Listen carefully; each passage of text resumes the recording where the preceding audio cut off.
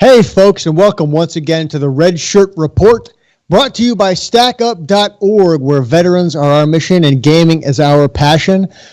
I am your host, Chris Clue Miller, and poor Cuddles. And I'm Chris, the Gaming Case, a.k.a. Cuddles Case. I am a little bit under the weather, but I'm very happy to be here tonight. Since my voice is going so well, why don't you tell us a little bit about the meeting recap? Okay, fair enough. So the first thing is Call to Arms is very, very soon. The 22nd, is that right, Cuddles? Is when it starts? The 22nd of December.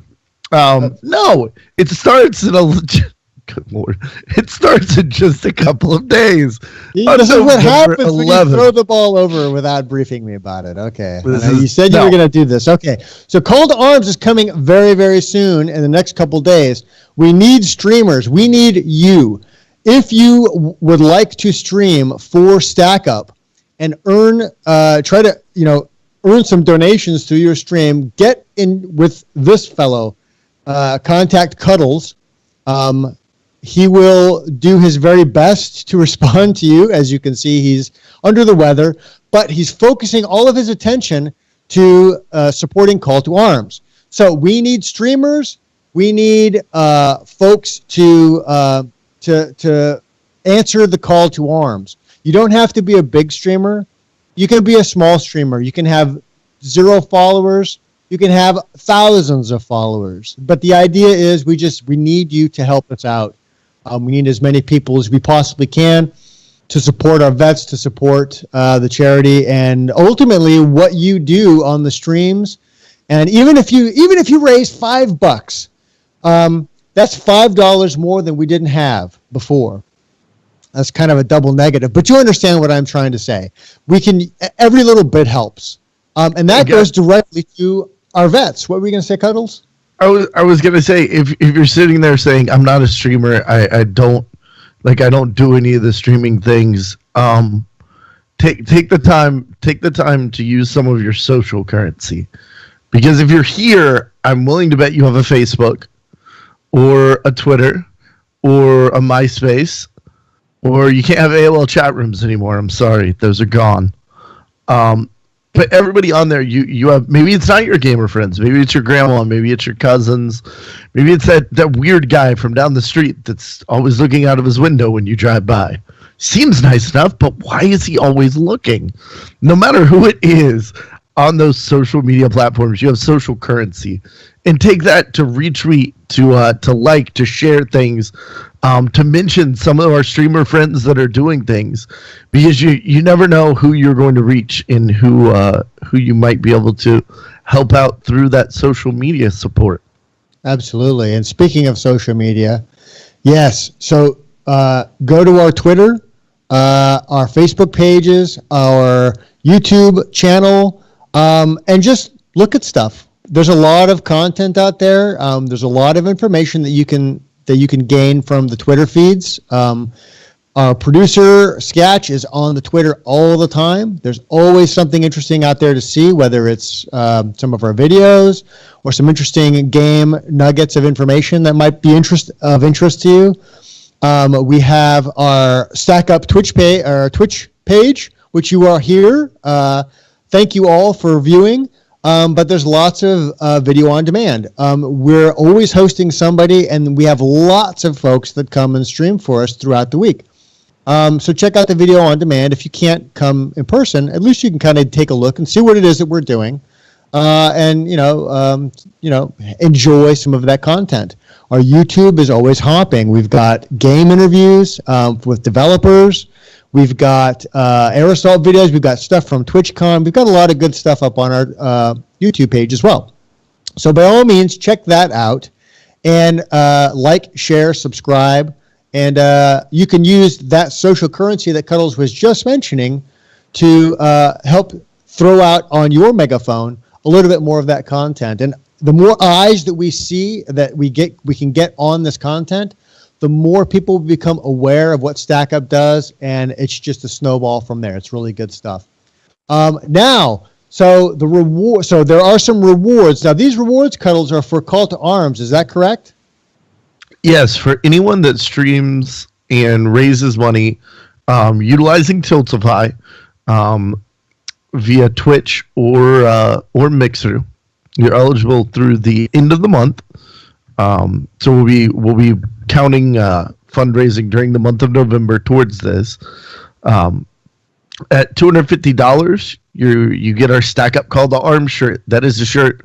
Mine is one of them that I'm really proud of, because at all of our events, at any time you run into like somebody else that has a Stack Up shirt on, if they have the Call to Arms one, that they went out there and they have a stream, and like you immediately have something to talk about. It's one of the coolest things I think that we give out.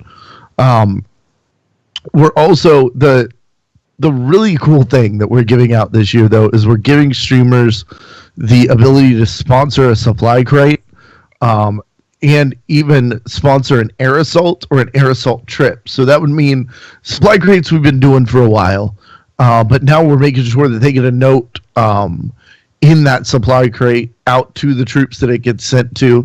So if they want to take a picture or write a letter or whatever it is, that goes out with the supply crate at the sponsoring a supply crate level.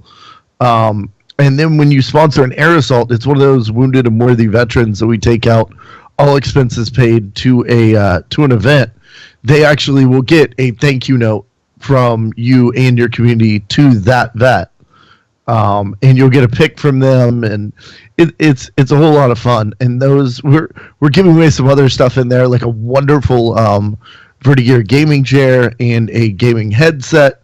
So there's other prizes in there, but we have the very limited edition to the should make you feel super feel good with those abilities to sponsor events.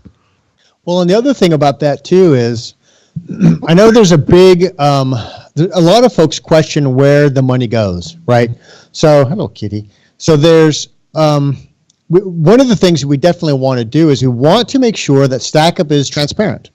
And what better way to do that than to have the vets who get a supply crate from you hold up a little banner that says, "Hey, thank you so-and-so for all of the things that you've done and the support that you've given Stack Up," or our air assault, or something like that.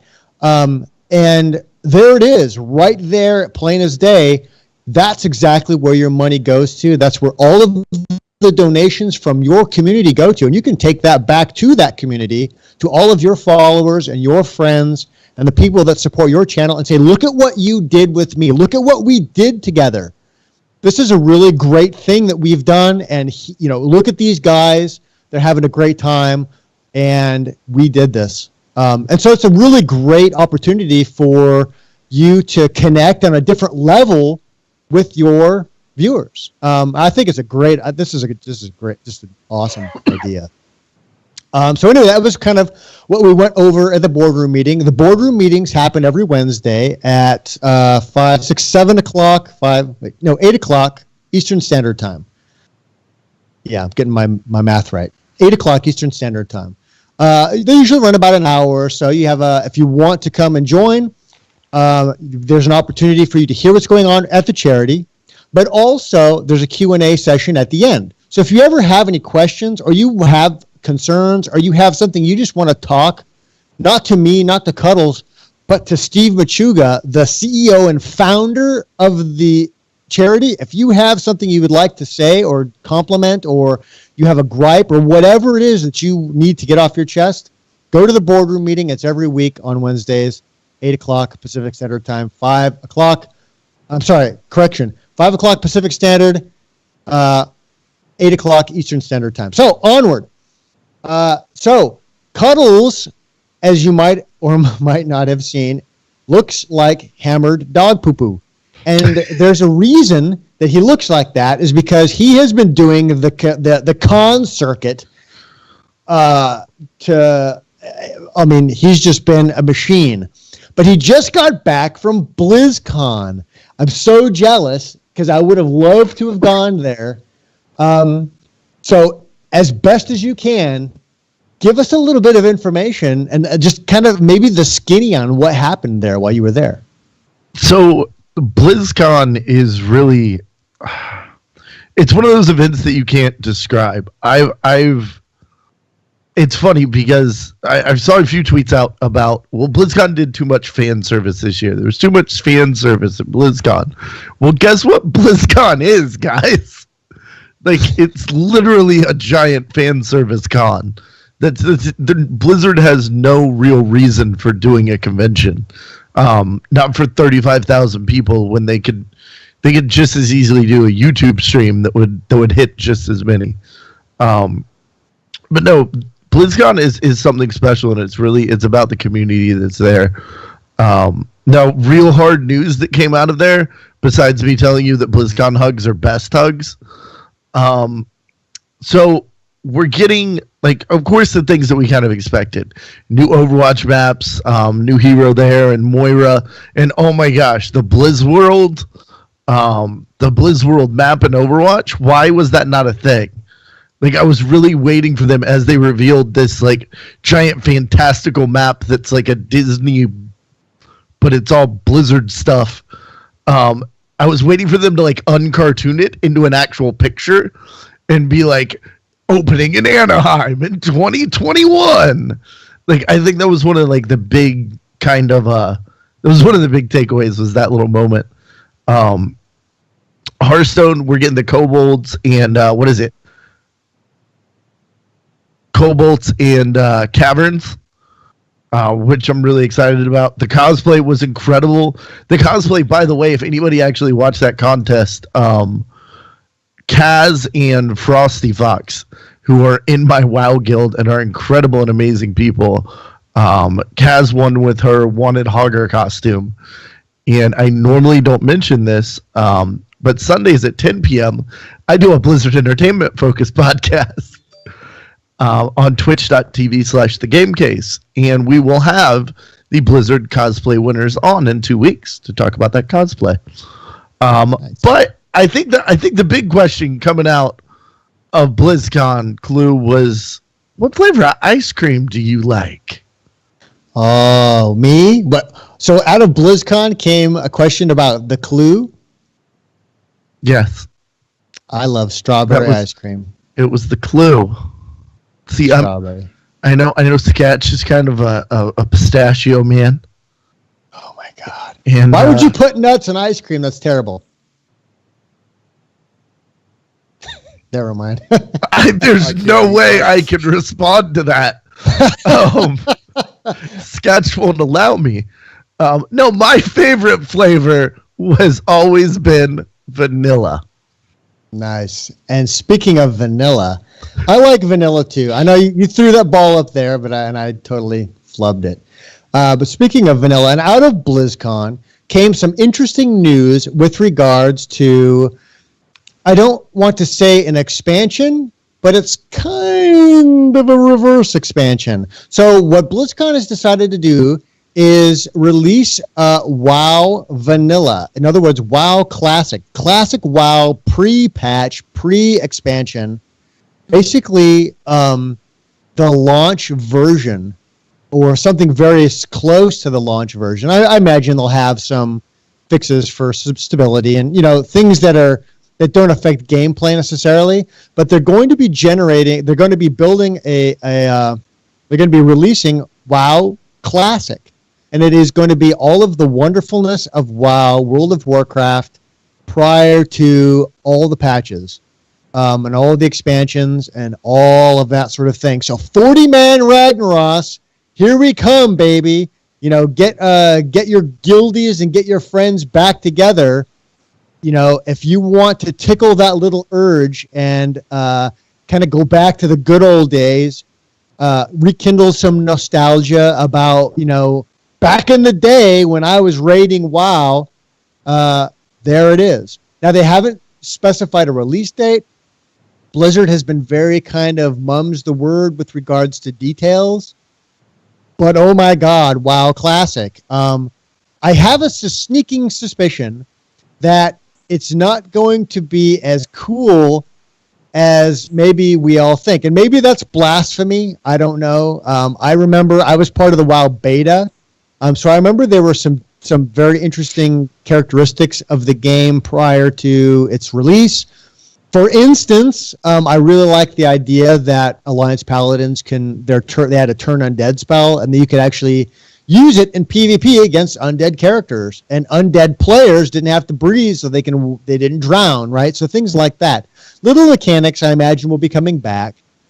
There's not, again, a lot of detail with regards to release dates or like how are you going to be able to get into that game. So there's still a lot of big question marks.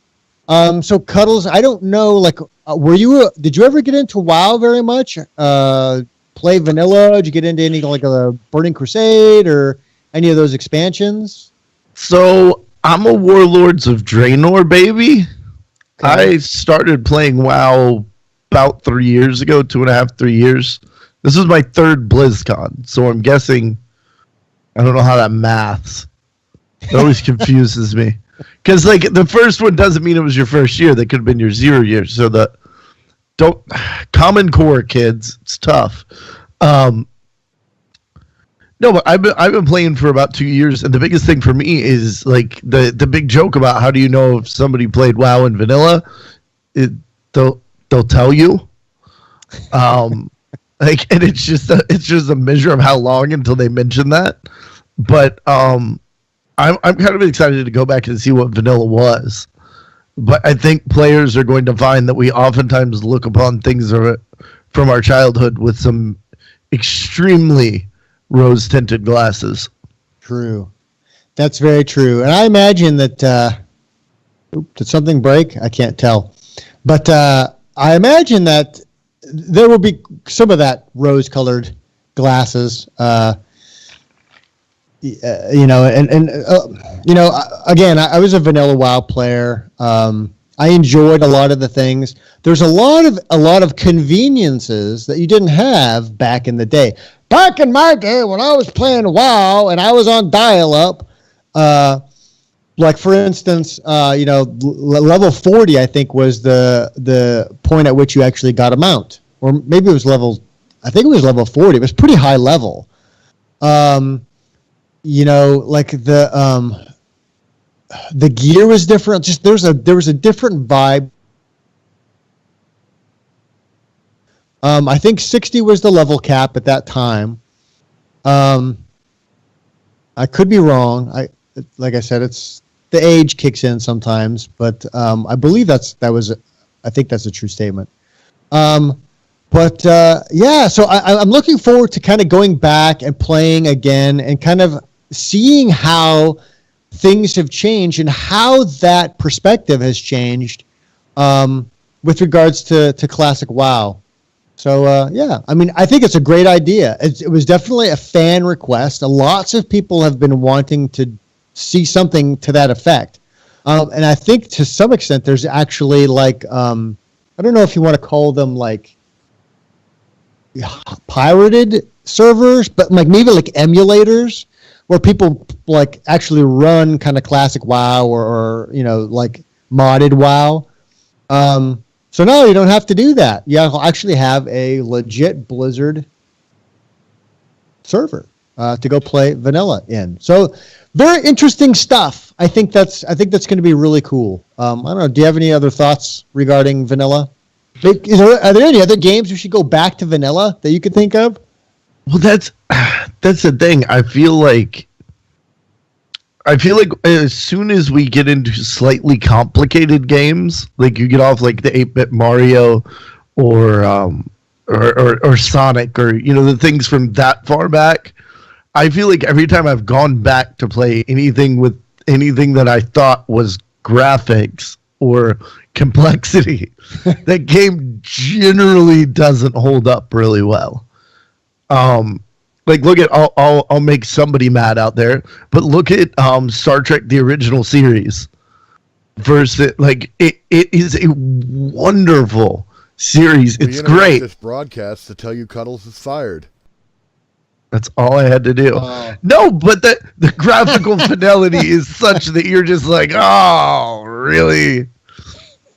And I feel like there's a lot of, I'm really curious to see what Blizzard's going to do with this because I know I'm going to want to play it. Yeah, that's true. And I hadn't thought about that. That's actually a really good point.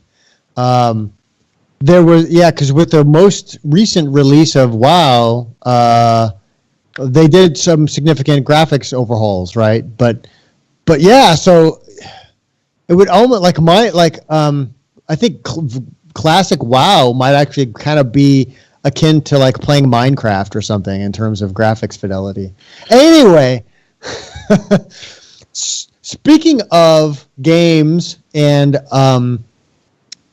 fidelity, so I'll go ahead and do this. So I know your voicey scratchy and stuff like that. So we have some stuff going on with SAG. So for some of you may or may not be aware, but the Screen Actors Guild has had some problems with regards to voice actors and video games. The video game industry and voice actors specifically have had some difficulty with their working relationships and the way that voice actors are compensated.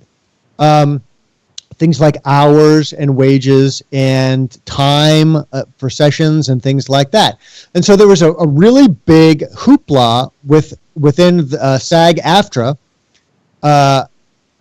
where voice actors were basically on strike. They weren't going to be doing video game content. Now they've been in the unions have been kind of talking back and forth with a lot of big name game development studios. And they have finally reached a consensus. They've finally reached an agreement. I shouldn't say consensus because, well, anyway, they came to an agreement. And what that amounts to is, the voice actors will have very specific rates, and the rates will scale based upon the hours and the number of sessions and various other factors that go into voicing video game content. So that's a big win for SAG-AFTRA, and I think it is kind of a win, or at least a draw, with regards to the video game industry.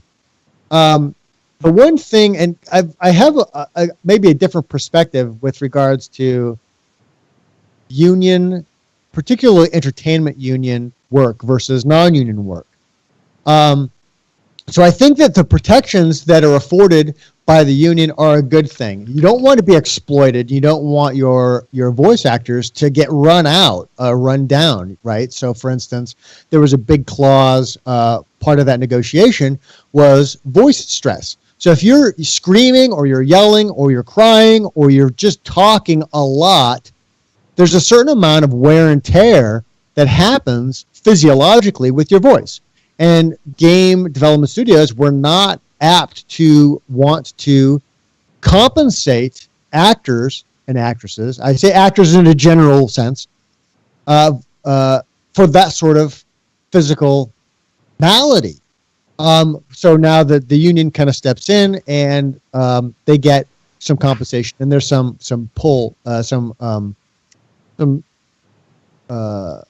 I guess concessions that have been made for that sort of thing. So I think that's a good thing, Cuddles. Particularly, so I kind of waffle with regards to unions, particularly like SAG and things like that, because what ends up happening is you get into a point where small studios can't afford you. So you have specific guidelines and specific sorts of pay rates, right? That if you're going to have SAG actors or voice actors dealing with, then there's a very specific number of dollars you have to pay them per hour, or actors, or anything else with regards to a union. So there's a give and take. The big studios, hooray for them, but I wonder to what extent that will impact smaller studios who may not be able to afford union dues for voice actors. Well, I think when you have an industry, it is specifically like show business. I've heard it's the greatest business. There's no business. No, we won't do that. They told me not to do show tunes. No, but when you have something like show business that has so many people that are so eager and willing to get into it, and there's almost this like churn of people, and there's like I've seen this in some respects within like the hospitality and restaurant industry. It's just such a disposable kind of employee base. So I think having protections in place is incredible, in something that's necessary. I do see how the pendulum can swing too far on the other side and make it hard, but I think at least initially we have to err on the side of fixing the problem for the weaker party, I guess. And then I think the issue becomes, how do we then fix it when the weaker party is a studio? But I mean, you look at the things that they've been asking for and wanting, and just the ability, as somebody that has been yelling and screaming for the last 24 days or so, my voice is just done at the moment. And if I was unionized, I could have taken my hours off due to vocal stress. But no, I say all that to say I know what it is. And if you've never really worn out your voice, like think about like going to a concert and you're yelling and you're screaming and you have the time of your life, and the next day it hurts to talk. Well, imagine the next day the director wants you to be at work.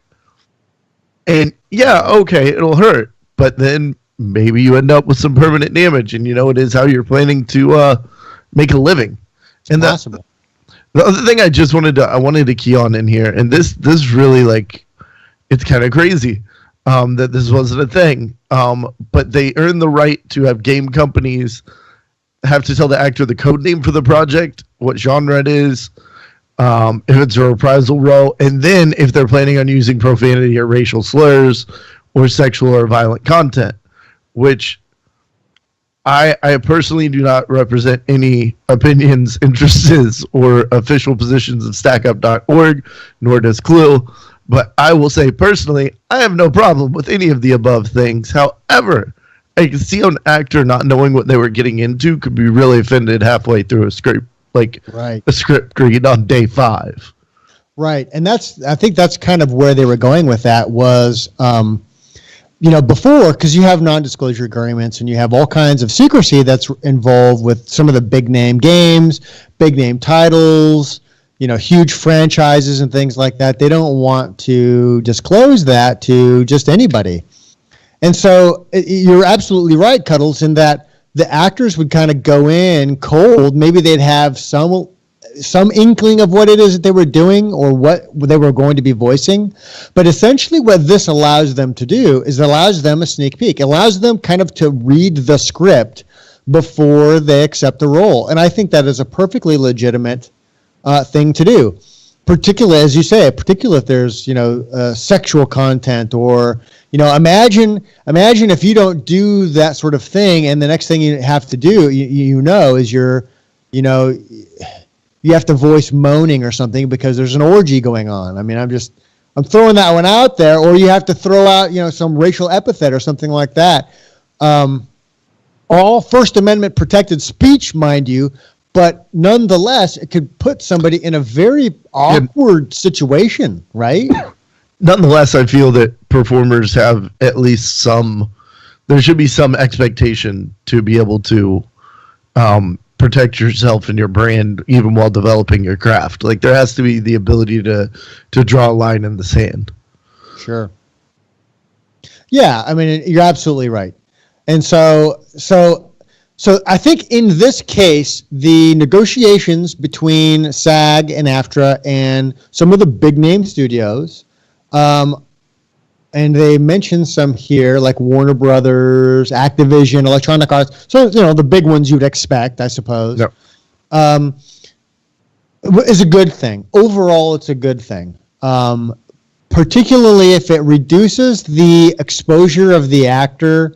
And again, I use actor in a generic sense, actor and actress, or VO artist, maybe I should say that. It affords them some measure of recompense and some measure of protection. And protection from exploitation and protection and just kind of just general stuff. Like, if I get laryngitis because I'm screaming my lungs out trying to VO something and, and again, like you said, I have to come in the next day and scream for another 8 hours. you know, there's a certain amount of hell no, I can't do this. Do you want me to go to the hospital? Do you so there's some protection there. It's, you know, so I think that's a really good thing. Ultimately, I think that that protecting your actors, and again, your VO artists or your actors, your actresses, even your game programmers or your artists or whoever it is, I think ultimately if there's ever a situation or an environment in which your employees could be harmed, there's an expectation that you will be in a workplace that is safe, and VO is no exception. Yeah, and I don't think I could add anything any better than that. So I think that's going to bring us to the end of the show. Guys, don't forget Immortal Conquest, the wonderful, incredible little kind of, I don't know, Civ-esque mobile game. I'm sure Sketch is dropping a link in chat to get you over to some Immortal Conquest info. I'm having a lot of fun with that game. I didn't have a chance to play it for like the last 2 or 3 days. And I was earlier in the day, I found myself like I'm popping it open, and 30 minutes later, I'm like, I should probably do something else. And guys, don't forget it is Red Shirt Raider game night. I heard a lot of games thrown out tonight, so I don't even know where to point you other than going over to the Red Shirt Raider Discord, because those guys are getting a big enough group now that they're playing a little bit of anything and everything. That's true. I think they said they were doing Destiny 2 tonight. I think there's a big push to do some Destiny 2. So if you're interested in doing some Destiny 2, rolling over to the Red Shirt Raiders. That being said, I don't imagine they're just going to be playing Destiny 2. I think, like Cuddles was saying, they kind of diversify what it is that they do. And, you know, heck, if you want to start up another game, you know, and you can probably pull some of those folks over, jump into one of those other Discord channels, fire up a game, and you'll probably have some people, you know, matriculate in. Oh, yeah. And to close out the night, guys, Call to Arms, just a couple days away. By the time this is live, we will already be in our first of 2 weekends for our Veterans Day Call to Arms. If you want to get in touch with us and you want to participate in that, guys, find me at The Game Case over on Twitter, or find at stackup.org, or click on that link that's in the chat right now, or will be in the show notes afterwards. Thanks so much, everybody. Have a wonderful week, and please don't feel like I do. Clue. Say bye. Goodbye. Hey, big shout out to Dedicated and Moriarty Tea Time and Game Master 21. Definitely saw your comments out there in the chat. Thank you for joining us, and I hope to see you all next week. Bye.